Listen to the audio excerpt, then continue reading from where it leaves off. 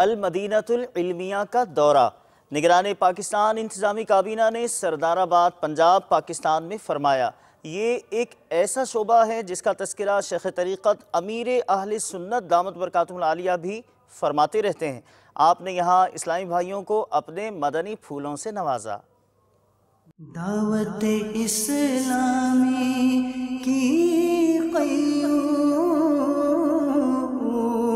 سارے جہاں میں مچ جائے دھوم، اس پہ فدا ہو بچہ بچہ، یا اللہ میری جھولی بھر دے۔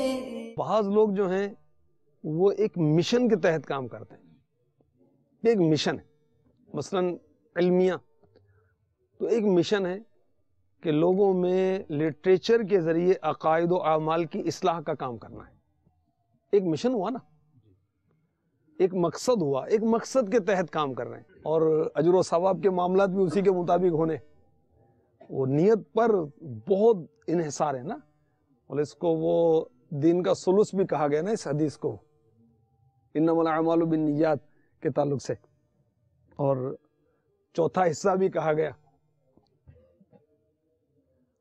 وہ اس کو دعوت اسلامی کا کام سمجھ کے کیا جائے۔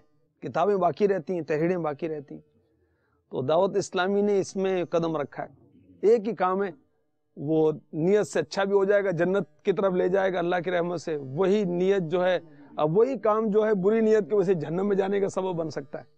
بولا جس کام کا نتیجہ نیکی ثواب ہے نا، اس میں سستی ہوتی، اس میں غفلت ہوتی، اور جس کا نتیجہ روپے، شہرت، عزت، اس میں بڑی چستی ہوتی۔ تو کیا نیت ہو، کیا ارادہ ہو، آپ غور کر لیں۔